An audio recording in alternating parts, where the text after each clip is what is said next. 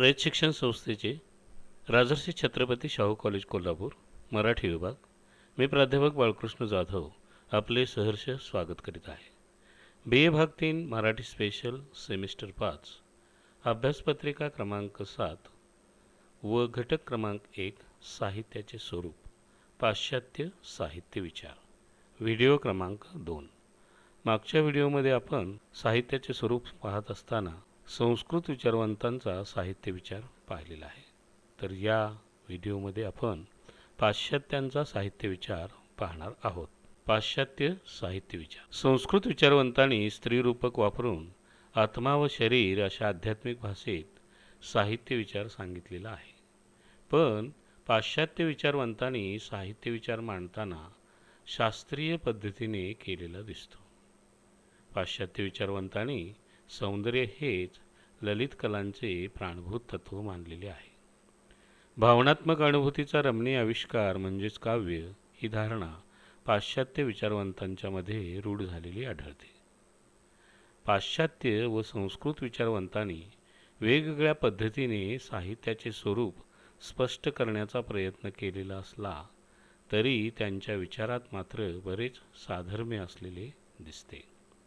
उदाहरणार्थ वाक्य रसात्मक काव्यम ही विश्वनाथ यांची व्याख्या भावनात्मक घटकाचे, तर काव्यग्राहम सौंदर्य अलंकारात या व्याख्येत वामनाने कल्पनात्मक घटकास महत्त्व दिलेले आहे असं आपल्याला दिसून येतं. रमणीय अर्थ प्रतिपादन करणाऱ्या शब्दास जगन्नाथ काव्य म्हणतो, तर शैली व लयबद्धता हे वामनाच्या रीतिविचारांचाच भाग आहेत असं म्हणावं लागतं. थोडक्यात साहित्याचे स्वरूप स्पष्ट करण्याच्या संस्कृत व पाश्चात्य विचारवंतांच्या पद्धतीमध्ये फरक असला तरी टोकाची मतभिन्नता मात्र आढळत नाही. पाश्चात्य विचारवंतांनी भावना, कल्पना, विचार, शैली व लयबद्धता इत्यादी घटकांचा साहित्याचे स्वरूप स्पष्ट करताना प्राधान्यानं विचार केलेला आहे आणि ते घटक खालीलप्रमाणे आहेत. इमोशनल एलिमेंट म्हणजेच भावनात्मक घटक, इमॅजिनेटिव्ह एलिमेंट कल्पनात्मक घटक, इंटलेक्च्युअल एलिमेंट बुद्धीचे अंग अर्थात वैचारिकता, स्टाईल म्हणजे शैली, म्युझिकल किंवा रिधम म्हणजेच लयबद्धता. अशा 5 घटकांचा साहित्याचा विचार मांडताना पाश्चात्य विचारवंतांनी प्रयत्न केलेला आपल्याला. अनेक पाश्चात्य विचारवंतांनी साहित्याचे स्वरूप स्पष्ट करण्यासाठी विविध व्याख्या केलेल्या आहेत. तथापि आपल्या अभ्यासक्रमाचा भाग म्हणून प्रामुख्याने William Wordsworth, cable, Matthew Arnold व कार्लाइल यांच्या व्याख्यांचाच इथं आपण परामर्श घेणार आहोत. आता आपण इमोशनल एलिमेंट म्हणजेच भावनात्मक घटक व इमॅजिनेटिव्ह एलिमेंट म्हणजेच कल्पनात्मक घटक या 2 घटकांना केंद्रवर्ती ठेवून केलेल्या व्याख्या आपण पाहणार आहोत. भावना व कल्पना या 2 घटकांना केंद्रवर्ती ठेवून केबल आणि विल्यम वर्ड्सवर्थ या विचारवंतांनी काव्याचे स्वरूप स्पष्ट केलेले आहे. आपल्याकडं संस्कृत विचारवंतांनी व्याख्या करताना रस या काव्यलक्षणास प्राधान्य दिलेले आहे, तर बहुतांश पाश्चात्य विचारवंतांनी मात्र भावना म्हणजे इमोशनल एलिमेंट या घटकास आधारभूत मानलेलं आहे असं आपल्याला अभ्यासांती दिसून येईल. विल्यम वर्ड्सवर्थ व केबल यांनी आपल्या व्याख्येत भावनेस अनन्यसाधारण महत्त्व दिलेले आहे. साहित्य म्हणजे उत्स्फूर्त व उचंबळून येणाऱ्या भावनेच्या आविष्कारास त्यांनी साहित्य म्हटलेलं आहे. म्हणजेच साहित्य हे उत्स्फूर्त आणि उचंबळून येणाऱ्या भावनेचा आविष्कार असतो असं त्यांचं मत होते. केबल यांनी भावनेबरोबरच कल्पना या घटकाशी आपल्या व्याख्येत समाविष्ट केलेला आहे. त्या अनुषंगाने आपण केबल व विल्यम वर्ड्सवर्थ यांच्या व्याख्यांचा आणि त्या अनुषंगाने त्यांनी मांडलेल्या साहित्य विचारांचा परामर्श घेणार आहोत. आता आपण केबल यांची एक व्याख्या पाहणार आहोत. Event for overcharge feeling of full imagination अशी त्यांनी व्याख्या केलेली आहे. त्याचा मराठीमध्ये भावार्थ असा: उचंबळून येणाऱ्या भावना अथवा उत्फुल्ल कल्पना यांना मिळालेली वाट म्हणजे काव्य होय. आता केबल यांच्या वरील व्याख्येवरून असं निदर्शनास येतं की केबल यांनी साहित्याचे स्वरूप स्पष्ट करताना भावना व कल्पना यांना महत्त्व दिलेलं आहे.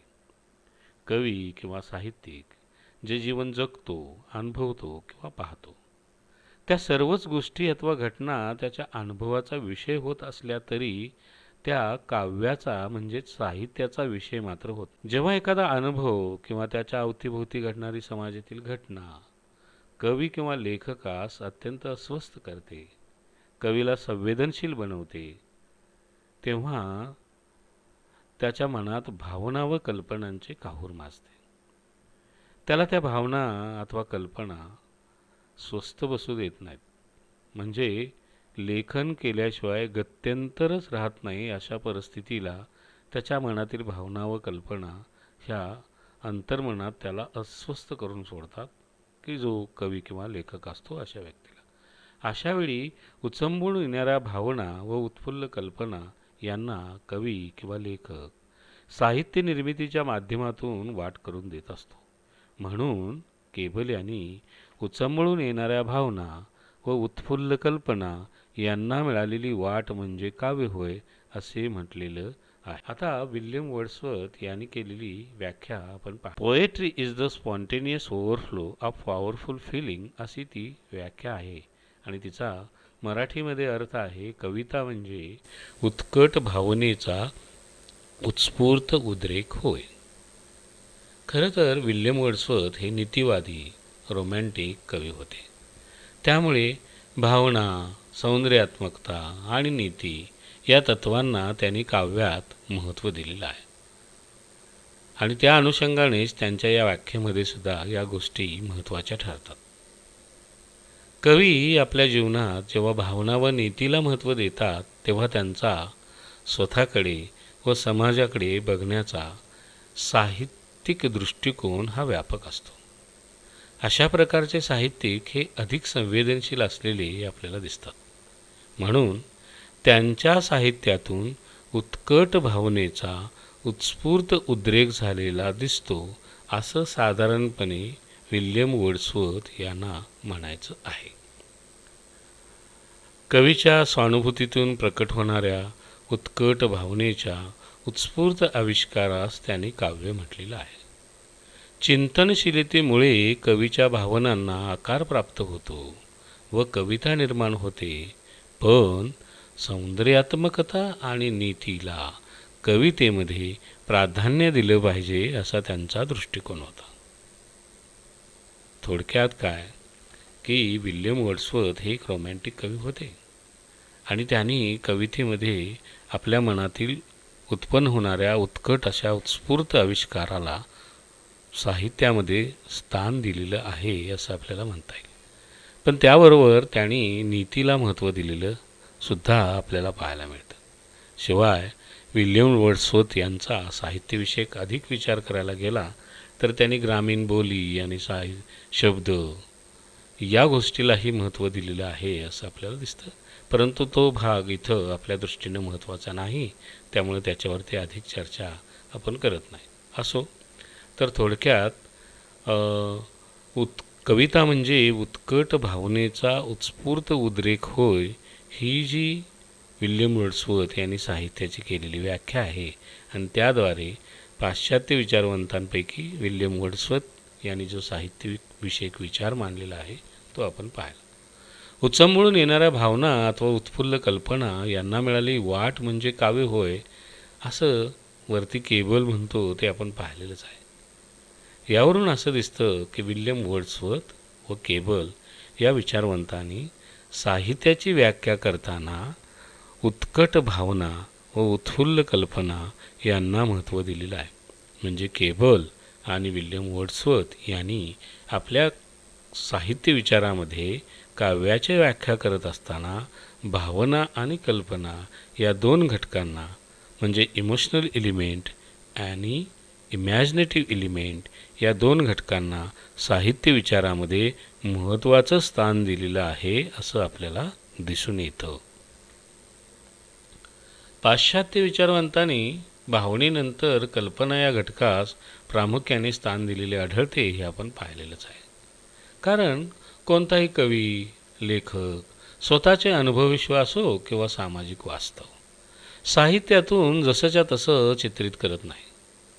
तो प्रतिभा व कल्पनाशक्तीच्या आधारेच काव्याची किंवा साहित्याची निर्मिती करतो. म्हणून पाश्चात्यांनी कल्पनाशक्तीस भावनेबरोबरच महत्त्व दिलेलं आपल्याला पाहायला मिळतं. आता मगाशी आपण चर्चा केल्याप्रमाणे केबल आणि विल्यम वर्ड्सवर्थ यांनी जसं भावना आणि कल्पना या घटकाला महत्त्व दिलेलं आहे, तसं अनेक पाश्चात्य विचारवंतांनी महत्त्व दिलेलं आहे असंही आपल्याला दिसून येईल. आता कल्पनात्मक घटकाचं साहित्य विचारामध्ये किती महत्त्वाचं स्थान आहे, कल्पनात्मक घटक हा किती महत्त्वाचा आहे, त्याचं विश्लेषण थोडक्यामध्ये आपण करूया. कल्पनात्मक घटकाचे महत्त्व. ललित साहित्य हे मानवाच्या सामाजिक वास्तवाचे कल्पित वास्तव असते. म्हणजे काय, तर समाजाचं प्रतिबिंब असतं. म्हणजे ललित साहित्य हे मानवाच्या सामाजिक वास्तवाचे कल्पित वास्तव असते. म्हणजे ते कल्पनाच्या पातळीवरती लेखकाने वर्णन केलेले समाजाचे प्रतिबिंब किंवा लेखकाच्या कल्पनाशक्तीतून निर्माण झालेली प्रतिसृष्टी असते, असं आपण जाणून घेतल्यास कल्पनेचे महत्त्व समजून घेईल. म्हणजे एखाद्या लेखकानं लिहिलेली कादंबरी किंवा कथा, नाटक किंवा चित्रपट किंवा एखादी कविता याद्वारे त्यानं निर्माण केलेलं जे साहित्यविश्व असतं ते त्या लेखकाच्या कल्पनाशक्तीतून निर्माण झालेलं असतं आणि ते समाजाची जणू ती प्रतिसृष्टीच असते. आणि या दृष्टीनं कल्पनेशिवाय अशा प्रकारची प्रतिसृष्टी निर्माण करणं शक्य नसतं. म्हणून कल्पनेचं साहित्य निर्मितीमध्ये अत्यंत महत्त्वाचं स्थान आहे असं आपल्याला दिसून येईल. ललित साहित्यामध्ये कथानक म्हणजेच विषय, घटनाप्रसंग, पात्रचित्रण, अलंकारादी भाषा किंवा स्थल, काल, वर्णन इत्यादींची कलात्मक व सौंदर्यपूर्ण रचना करणं कोणत्याही लेखक अथवा कवीला कल्पनेशिवाय शक्य नाही. यावरून कल्पना आविष्कार हे साहित्याचे अंगभूत तत्त्व आहे हे आपल्याला मान्य करावं लागतं. त्याशिवाय म्हणजे कल्पनेशिवाय ललित साहित्याची निर्मितीच होऊ शकत नाही. मग ती कविता असो, कथा असो, कादंबरी असो, नाटक असो किंवा चित्रपट असो किंवा अन्य कोणताही ज्याला ललित साहित्य म्हणता येईल असा वाङ्मय प्रकार असो तो कल्पनेच्या आधाराशिवाय कोणताही कवी किंवा लेखक निर्माणच करू शकत नाही. म्हणून पाश्चात्यांनी साहित्य विचार मांडताना भावनेबरोबरच कल्पनात्मक घटकास महत्त्व दिलेलं आहे असं आपल्याला दिसून येईल. विल्यम वर्ड्सवर्थ, मॅथ्यू आर्नोल्ड व कार्लाइल यांच्यापेक्षा केबल यांनी अधिक स्पष्टपणाने आपल्या काव्यांच्या व्याख्येमध्ये म्हणजेच काव्याच्या लक्षणास आपल्या व्याख्येत महत्त्व दिलेलं दिसतं. पण इतर विचारवंतांनी मात्र कल्पना व भावना या घटकांना अजिबातच स्थान दिलेलं नाही असा मात्र त्याचा अर्थ होत नाही. इथं म्हणणं एवढंच आहे की केबल यांनी आपल्या व्याख्येमध्ये विल्यम वर्ड्सवर्थ व मॅथ्यू आर्नोल्ड किंवा कार्लाइल यांच्यापेक्षा अधिक स्पष्टपणाने कल्पना या घटकास भावनेबरोबर महत्त्वाचं स्थान दिलेलं आहे आणि ते काव्याचं म्हणजेच साहित्याचं एक प्रमुख लक्षण मानलेलं आहे. या दृष्टीनं आपण या केबल यांच्या व्याख्येकडं पाहतो आहे. आता स्टाईल किंवा ज्याला आपण शैली असं म्हणतो किंवा संस्कृत विचारवंत वामनाच्या दृष्टिकोनातून ज्याला आपण रीती म्हणतो तो एक घटक आणि इंटलॅक्च्युअल एलिमेंट म्हणजे बुद्धीचे अंग म्हणजेच विचार किंवा वैचारिकता या घटकांचा पाश्चात्यांनी साहित्य विचार मांडताना एक महत्त्वाचा विचार मांडलेला आहे. आणि या घटकांचा प्रत्यक्ष अथवा अप्रत्यक्ष पुरस्कार करणाऱ्या पाश्चात्य विचारवंतांच्या, विशेषतः मॅथ्यू अर्नॉल्ड यांच्या 2 व्याख्या आपण पाहणार आहोत.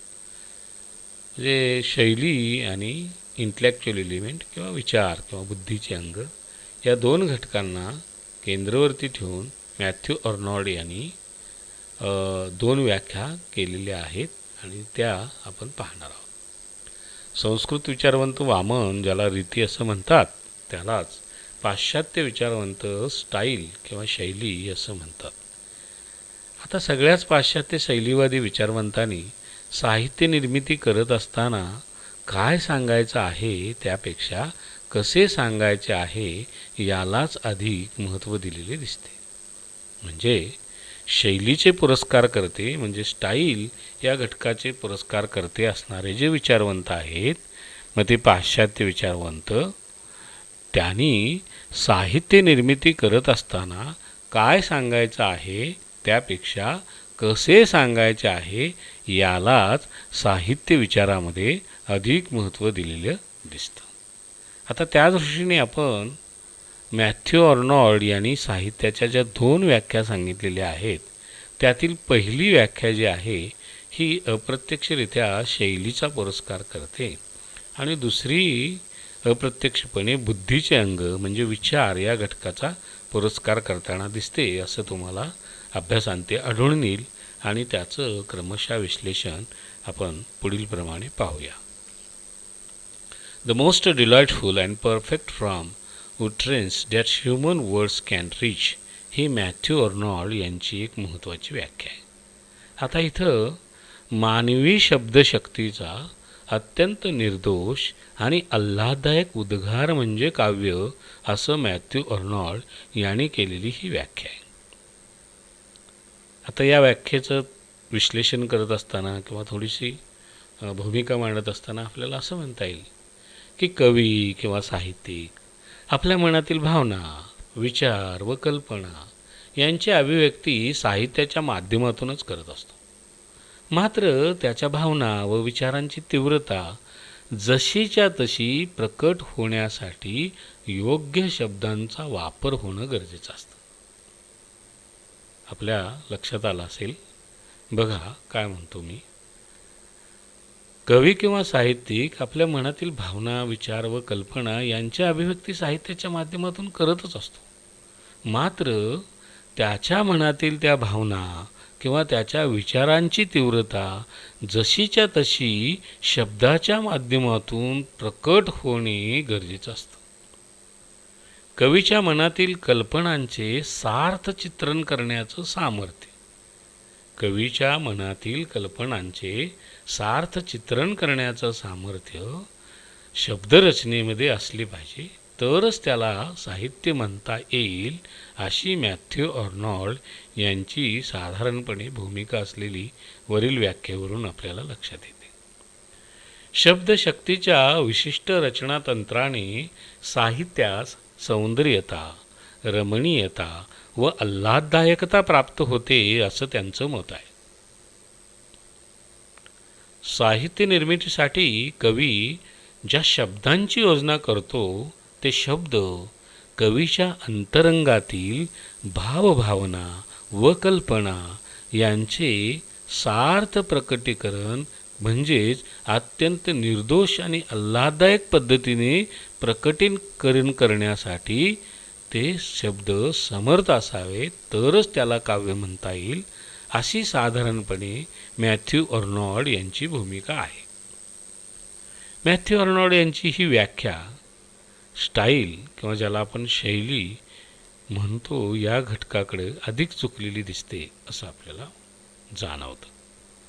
मॅथ्यू अर्नॉल्ड यांची शब्दशक्तीचा अत्यंत निर्दोष आणि आल्हाददायक असा उद्गार म्हणजे काव्य ही जी त्यांनी केलेली व्याख्या आहे किंवा त्यांनी मांडलेली साहित्यविषयक भूमिका आहे, या व्याख्येच्या बाबतीमध्ये राजश्री जोगांचं असं मत आहे की ही व्याख्या साहित्याच्या स्वरूपाच्या म्हणजेच साहित्याच्या अंतरंगापेक्षा साहित्याच्या रूपासंदर्भात जास्त बोलते किंवा जास्त विश्लेषण करते.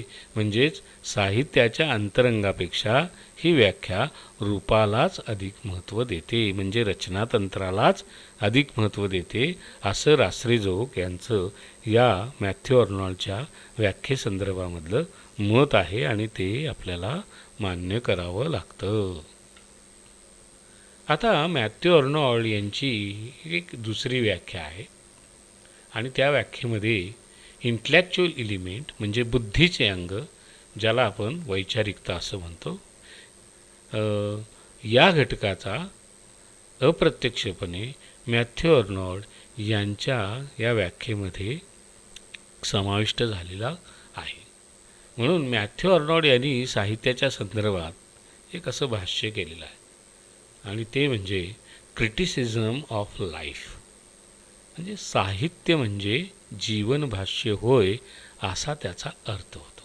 ही एक मॅथ्यू अर्नॉल्ड यांची दुसरी ही प्रसिद्ध असणारी व्याख्या आहे. म्हणजे मॅथ्यू अर्नॉल्ड यांनी शैलीबरोबरच क्रिटिसिझम ऑफ लाईफ, साहित्य म्हणजे जीवन भाष्य किंवा साहित्य हे जीवनाचीच एक प्रकारे केलेली समीक्षा असते असं त्यांना म्हणायचं आहे. यावरून साहित्यामध्ये अप्रत्यक्षपणे वैचारिकता असते किंवा बुद्धीचे अंग असते असं त्यांनी मान्य केलेलं आहे असं आपल्याला दिसतं. म्हणून इंटलेक्च्युअल एलिमेंट किंवा बुद्धीचे अंग हे घटक या व्याख्येच्या अंतरंगामध्ये अप्रत्यक्षपणे समाविष्ट आहे. म्हणून या व्याख्येचा आपण थोडासा विचार केला पाहिजे. मॅथ्यू अर्नॉल्ड यांनी जे क्रिटिसिझम ऑफ लाईफ, म्हणजे साहित्य म्हणजे काय असतं तर साहित्य हे मानवी जीवनाची एक प्रकारे समीक्षा असते किंवा साहित्य म्हणजे जीवनभाष्य असा त्या व्याख्येचा साधारणपणे अर्थ होतो. आता हे त्यांनी मान्य करण्यापाठीमागचा उद्देश की साहित्यामध्ये वैचारिकतेला सुद्धा महत्त्व असतं आणि ते असायला पाहिजे असं त्यांनी अप्रत्यक्षपणे भूमिका घेतलेली आहे असं आपल्याला म्हणता येईल. कोणताही कवी जसं आहे तसं मानवी जीवनाचं दर्शन तर अजिबात घडवत नसतो, तर स्वतःच्या वैचारिक दृष्टिकोनातून तो समाजाकडे पाहत असतो आणि मग समाजामध्ये जे जाणवेल त्या वास्तवतेचं चित्रण तो साहित्यातून करत असतो. त्यात कल्पनेच्या साहित्याने तो अधिकच भर घालतो. म्हणजे कोणताही साहित्यिक किंवा कवी जेव्हा कथा, कादंबरी, कविता, नाटक या माध्यमातून जेव्हा साहित्यकृतींची निर्मिती करत असतो या कला प्रकारामध्ये, तेव्हा तो समाजाकडं स्वतःच्या अशा एका वैचारिक दृष्टिकोनातून पाहत असतो आणि मग त्याच्या त्या वैचारिक दृष्टिकोनातून समाजामधली जी वास्तवता आहे ती त्याला जशी दिसेल त्या वास्तवतेचं चित्रण तो साहित्याच्या माध्यमातून करत असतो आणि त्या साहित्याचं चित्रण तो कल्पनेच्या साहाय्याने करताना तो अधिकची भर घालतो आणि आपली एक वैचारिक भूमिकाच तो आपल्या कथा, कादंबरी, कविता, नाटकं या माध्यमातून व्यक्त करत असतो.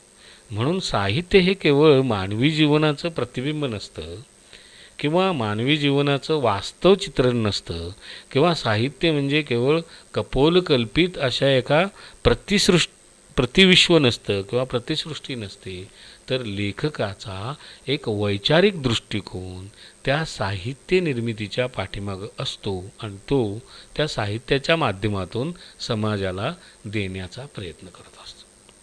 म्हणजे अप्रत्यक्षरित्या तो कोणत्या तरी वैचारिक भूमिका घेऊन तो साहित्याची निर्मिती करतो आणि समाजाला काहीतरी विचार साहित्याच्या माध्यमातून देण्याचा प्रयत्न करत असतो. म्हणून मॅथ्यू अर्नॉल्ड यांनी क्रिटिसिझम ऑफ लाईफ असं साहित्याच्या संदर्भात भाष्य केलेलं दिसतं. असो, कवी साहित्याच्या माध्यमातून एकंदरीत मानवी जीवनाबद्दल काही एक भूमिका घेत असतो. म्हणजेच एका अर्थी कवी हा मानवी जीवनाचा भाष्यकार असतो. कवी म्हणा, लेखक म्हणा, तो एका अर्थी मानवी जीवनाचा भाष्यकार असतो. कवी समाजात घडणाऱ्या अनिष्ट घटना, परंपरा, चालीरीती इत्यादी व्यंगावरती तो टीका करतो किंवा काही एक भाष्य करतो. आणि वैचारिक भूमिका घेऊन व्यक्ती वा समाजाचं साहित्यिक आपल्या साहित्यकृतीच्या माध्यमातून समाजाचं प्रबोधन करत असतो. म्हणून साहित्य हे एका अर्थी प्रबोधन व जनजागृतीचं माध्यम आहे. आणि त्यामुळे इंटलेक्च्युअल एलिमेंट म्हणजे वैचारिकता हा घटक साहित्यामध्ये अत्यंत महत्त्वाचा मानला गेलेला आहे. त्याचं सर्वोत्तम उदाहरण जर द्यायचं झालं तर अशिक्षित असणाऱ्या, समाजातल्या अनिष्ट रूढीप्रथा परंपरेचा बळी ठरणाऱ्या समाजाला संतांनी आपल्या अभंगाच्या माध्यमातून एक विशिष्ट वैचारिक भूमिका घेतली व समाजामध्ये एक सांस्कृतिक चळवळ, मग ती वारकरी संप्रदायाच्या माध्यमातून मोठ्या प्रमाणात झालेली आपल्याला माहीत आहे. त्याचबरोबर महानुभाव संप्रदाय आहे. असे कितीतरी संप्रदाय आपल्याला सांगता येतील की भारताला भक्ती संप्रदायाची एक मोठी परंपरा असलेली दिसते. आणि या भक्ती संप्रदायामध्ये आपल्याला अनिष्ट चालीरीती, परंपरा, संस्कृती इत्यादी व्यंगावरती भाष्य केलेलं आणि समाजामध्ये एक प्रबोधनात्मक चळवळ या भक्ती संप्रदायानं उभी केलेली आपल्याला दिसते. आणि यावरून criticism of life he Matthew Arnold यांनी साहित्याच्या संदर्भात केलेलं भाष्य किंवा व्याख्या ही त्या दृष्टीनं महत्त्वाची ठरते. यावरून साहित्य म्हणजे मानवी जीवनाची यथार्थ समीक्षा असते अशा दृष्टिकोनातून मॅथ्यू अर्नोल्ड यांनी साहित्याकडं पाहिलेलं आहे असं आपल्याला म्हणता येईल. The disimprisonment of the soul of fact ही कार्लाइल यांनी केलेली एक व्याख्या आहे. आणि त्याचा मराठीमध्ये अर्थ असा आहे की वस्तुस्थितीच्या पकडीतून आत्म्याची सुटका म्हणजे काव्य, अशी कार्लाइल यांनी केलेली व्याख्या आहे. आता कार्लाइल यांनी सुद्धा 2 व्याख्या केलेल्या आहेत आणि त्यातली ही पहिली व्याख्या आहे, वस्तुस्थितीच्या पकडीतून आत्म्याची सुटका म्हणजे काव्य होय. आता ह्या व्याख्येकडं पाहिल्यास तुमच्या असं लक्षात येईल की भारतीय आध्यात्मिक परंपरेमध्ये ज्या प्रकारे विचार मांडला जातो त्या प्रकारे साहित्याच्या संदर्भात हा विचार कार्लाइल यांनी मांडला आहे का काय अशी शंका यावी असा हा विचार आहे साहित्याच्या संदर्भातला.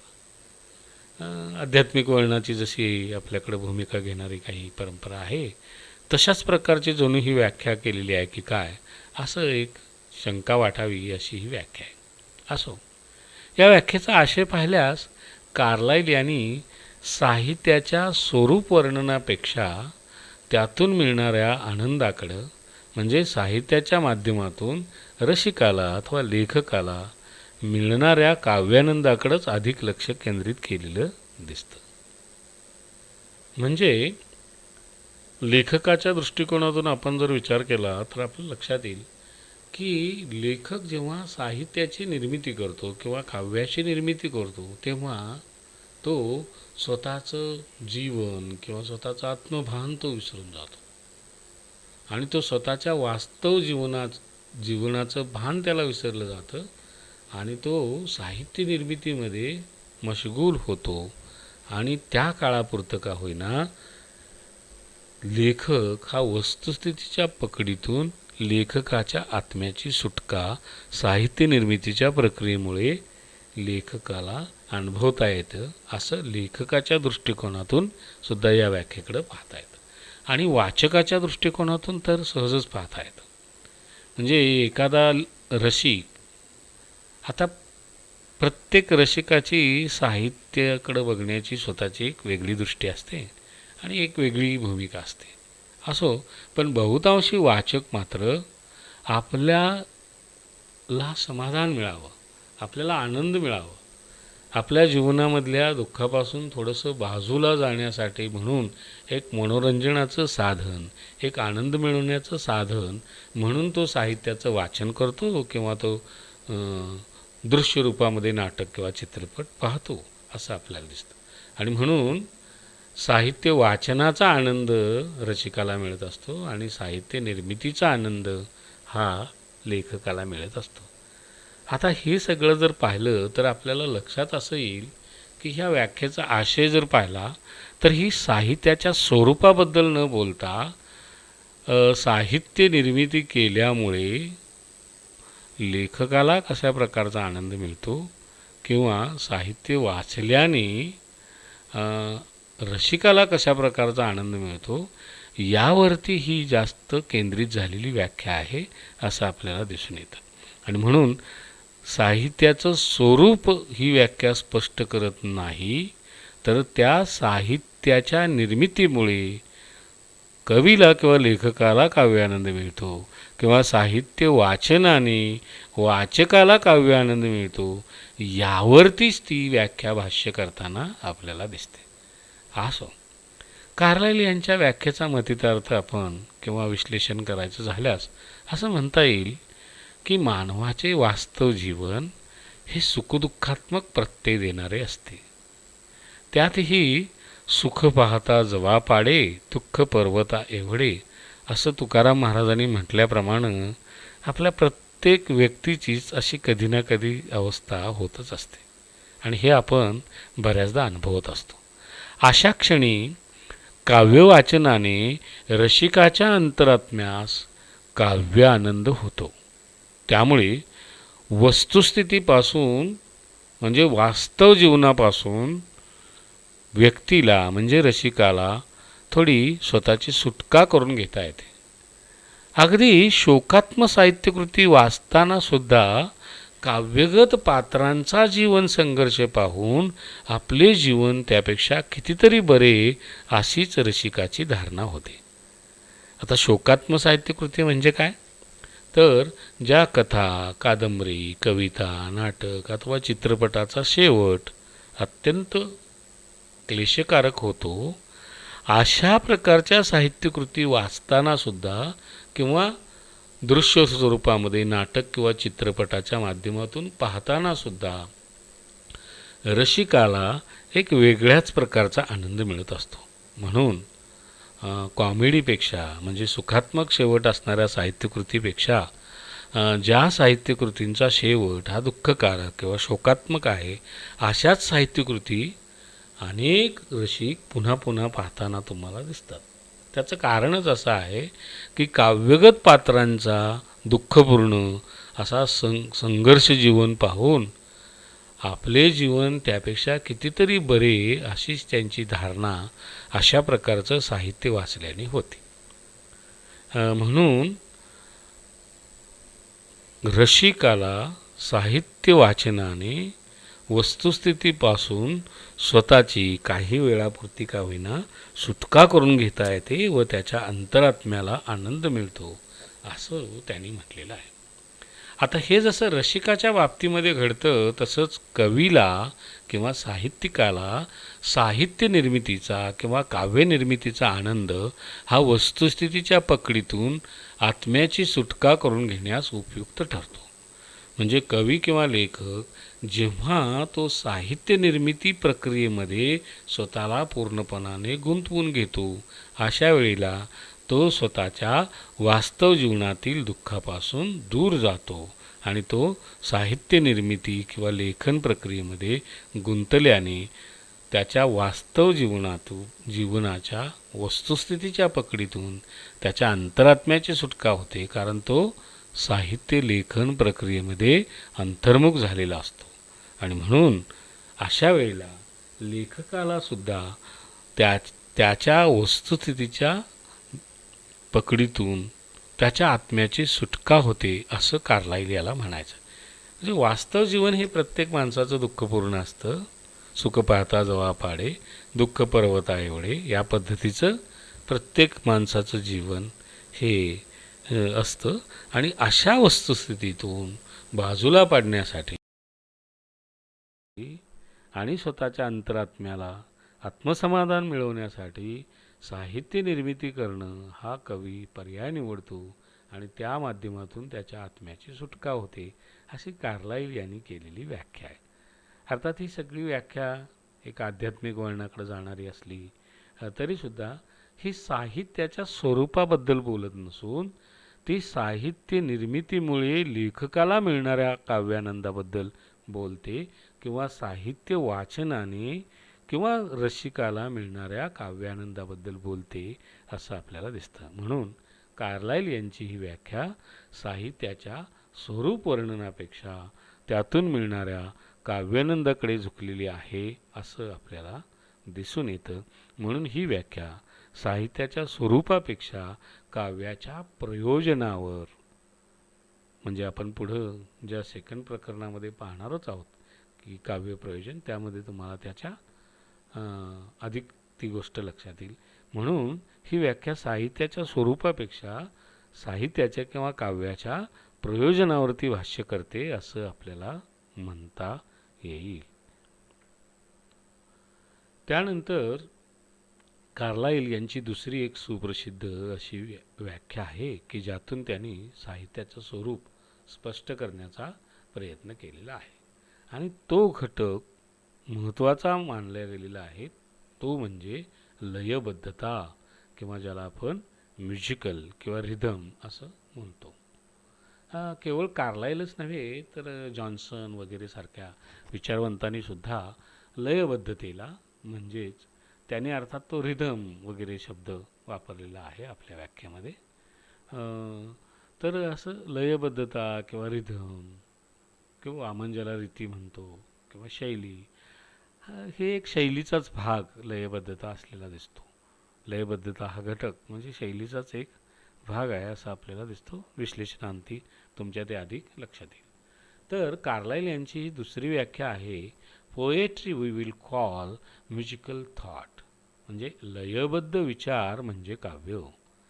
आता मॅथ्यू अर्नॉल्ड यांनी क्रिटिसिझम ऑफ लाईफ यामध्ये अप्रत्यक्षरित्या वैचारिकता म्हणजे इंटलेक्च्युअल एलिमेंटला महत्त्व दिलेलं आहे. तसंच कार्लाइल यांनी लयबद्धता आणि विचार या दोन गोष्टींना साहित्याच्या स्वरूपाबद्दलची व्याख्या करताना महत्त्व दिलेलं आहे असं आपल्याला म्हणता येईल. म्हणून कार्लाइल यांची अगोदर पाहिलेल्या पहिल्या व्याख्येपेक्षा ही त्यांची दुसरी व्याख्या जी आहे ही साहित्य विचाराच्या अभ्यासामध्ये महत्त्वाची मानली जाते. म्हणून कार्लाइल यांची ही जी व्याख्या आहे ती म्हणजे poetry we will call musical thought, लयबद्ध विचार म्हणजे काव्य. ही एक प्रसिद्ध व्याख्या कार्लाइल यांची आहे. कार्लाइल यांच्या मते काव्याला स्वतःची एक लय किंवा ताल किंवा एक प्रकारचा सूर असावा लागतो. काव्यातून भावना व विचारांचे लालित्यपूर्ण दर्शन घडवीत असताना जर काव्यास सूर, ताल, लय जर असेल तर काव्यातून व्यक्त होणारे विचार किंवा भावना रसिकाच्या मनाला अधिक भिडतात, त्याला मंत्रमुग्ध करू शकतात. म्हणून लयबद्धता हा कार्लाइल यांनी महत्त्वाचा घटक मानून लयबद्ध विचार म्हणजे काव्य अशी व्याख्या केलेली आहे. या व्याख्येत लयबद्धता म्हणजे म्युझिकल आणि वैचारिकता म्हणजे थॉट या दोन घटकांना महत्त्व दिलेलं आहे असं आपल्याला दिसेल. पण अगदी संक्षिप्त स्वरूपामध्ये हे जरी आपण पाहत असलो तरी लयबद्धता हा जो घटक आहे तो काही शैलीपेक्षा वेगळा आहे असं आपल्याला म्हणता येत नाही. म्हणून कार्लाइल यांची ही व्याख्या शैली किंवा ज्याला स्टाईल म्हणतो या इतर विचारवंतांनी मानलेल्या साहित्याच्या घटकाचाच एक भाग आहे असं आपल्याला म्हणता येईल. म्हणजे काय की ही व्याख्या अप्रत्यक्षरित्या शैलीचाच पुरस्कार करताना तुम्हाला दिसते. किंवा शैली या साहित्य घटकाचीच दुसरी बाजू म्हणजे लयबद्धता आहे असं आपल्याला म्हणता येईल. संस्कृत विचारवंत वामन जे भारतीय संस्कृत विचारवंत आहेत, त्यांनी रीती हाच काव्याचा आत्मा अशी व्याख्या करून विशिष्ट पदरचना म्हणजे रीती असं रीतीचं विश्लेषण केलेलं आहे. त्यावरून तुमच्या असं लक्षात येईल की शैली या घटकाच्या अंतरंगातच लयबद्धतेचा विचार व्हायला पाहिजे. विशिष्ट पदरचना म्हणजे खास अशी पदरचना म्हणजे रीती, अशी पुन्हा रीतीची एक व्याख्या केलेली आहे. म्हणजे संस्कृत विचारवंत वामन यांनी रीती हाच काव्याचा आत्मा अशी काव्याची व्याख्या केलेली आपल्याला दिसते. ती आपण पहिल्या व्हिडिओमध्ये पाहिलेलीच आहे. पण पुन्हा त्या रीती या घटकाची पुन्हा व्याख्या करताना विशिष्ट पदावली म्हणजे रीती असं त्यांनी रीतीचं विश्लेषण केलेलं आहे. आता विशिष्ट म्हणजे खास, की ज्यामध्ये ताल असावा, सूर असावा, लय असावी, गती असावी, असं अनेक गोष्टी वामनाने त्या अनुषंगाने रीतीमध्ये गृहीत धरलेल्या आहेत असं दिसतं. म्हणून वामनाने मानलेला जो रीती विचार आहे तो अधिक व्यापक आहे कार्लाईलच्या लयबद्ध विचार म्हणजे काव्य यापेक्षा असं आपल्याला म्हणता येईल. म्हणजे शैली या घटकाच्या अंतरंगातच लयबद्धता किंवा सूर किंवा ताल किंवा काव्याला किंवा साहित्याला एक गती असणं, ह्या सगळ्याच गोष्टी एक रीतीचाच भाग आहेत असं आपल्याला म्हणता येईल.